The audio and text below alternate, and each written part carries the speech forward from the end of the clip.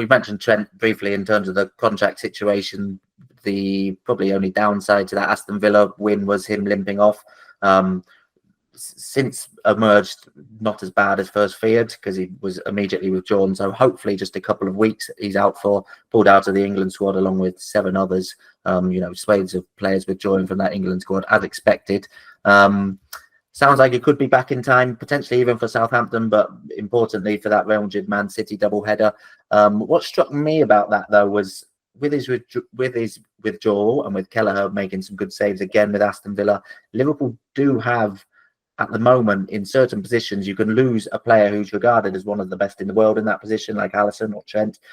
Bring him in with someone who's absolutely not a household name, not one of these high-profile players, Kelleher, Conor Bradley in this stage, and not really noticeably dip in performance. It seems like that system set up. Maybe you could, Curtis Jones obviously come through the academy like Conor Bradley has. Maybe you wouldn't put him in that same bracket, but he's certainly another good backup. And Liverpool, and maybe not a household name just yet, but Liverpool have that sort of depth where you wouldn't look through their bench and see the name Bradley and think, oh, that's a really strong bench. But when you look at his performances, Liverpool rarely drop too much in quality when he comes in for Trent, and that's encouraging, isn't it? Yeah, as you say, I think it counts across the entire squad. I mean, you look at who Liverpool are missing at the moment. As you say, Alisson and Trent for only that small part of the game, but they missed them. It goes off fairly early, and missing Jota as well, who would be the starting centre forward. Harvey Elliott, who I think would have played an awful lot of minutes. Chiesa, who would be helpful to have around as an option, that's for sure. They have quietly kind of picked up quite a few injuries in this period, and yet. You compare how they've coped with that to maybe Arsenal, who, missed 1 or 2 players and really, really struggled.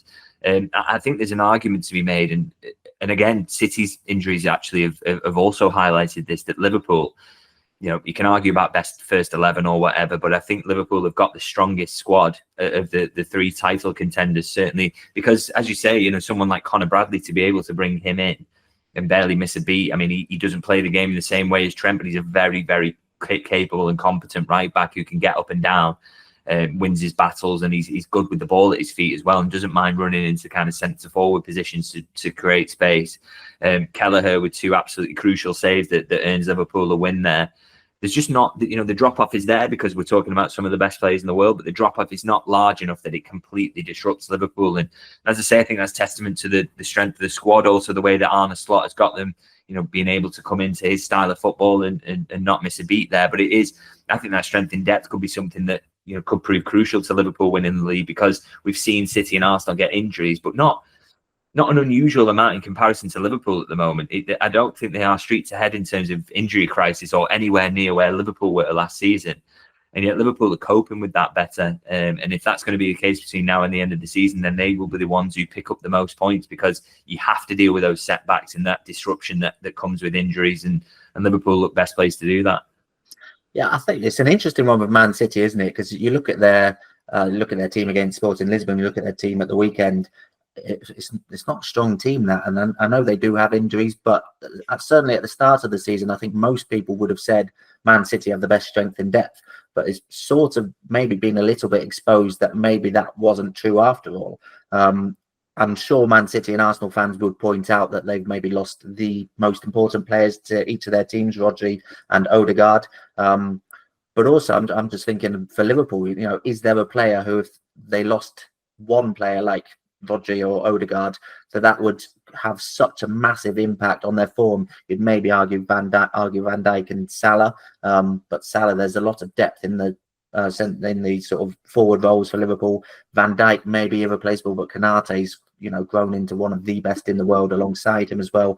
Quance has proved pretty adequate at the back, and Joe Gomez is an adequate fill-in. Obviously, nothing on Van Dijk, but I don't know if you'd agree, but have Liverpool got that one player like an Odegaard or Rodri where if he got injured, you would expect Liverpool to suddenly go on a poor run like Arsenal or Man City have?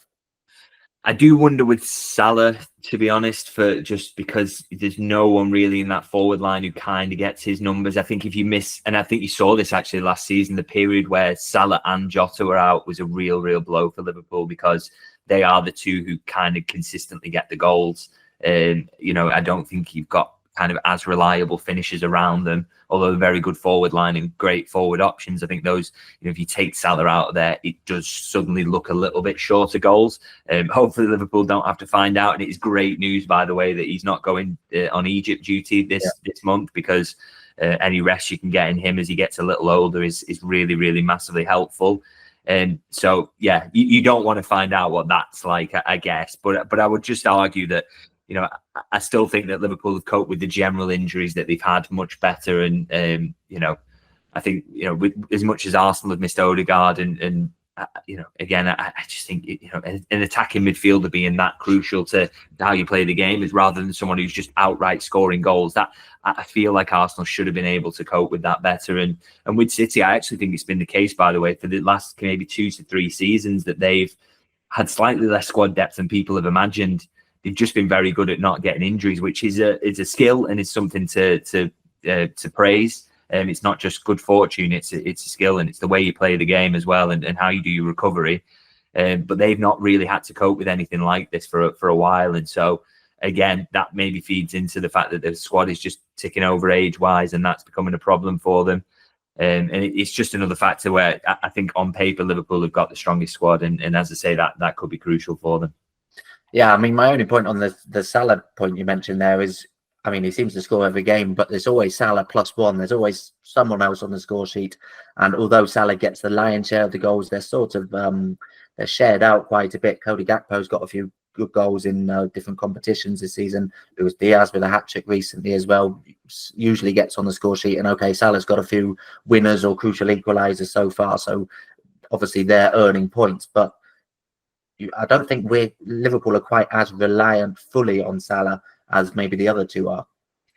Yeah, like I say, I just wouldn't hope to ever have to find out, to be honest, within the next few weeks or anything like that. But yeah, and I see what you mean in terms of the goals being shared around a little, and what we're seeing under Arne Slot is maybe we're seeing a bit more from Gakpo, we're seeing a bit more from Diaz, we're even seeing more from Núñez, even if that's not straight up goal scoring numbers. I think his performances have come on quite a lot. So you do hope that maybe this system is set up to kind of just get more generally out of the players, and therefore that will make for less reliance on Mo Salah. But as I say, I wouldn't like to know and wouldn't like to find out, because I just think because he seemingly keeps getting those crucial goals, there's no obvious replacement for him on that right-hand side as well. And what that would do in terms of balance, we don't quite know. So yeah, hopefully it doesn't come to that.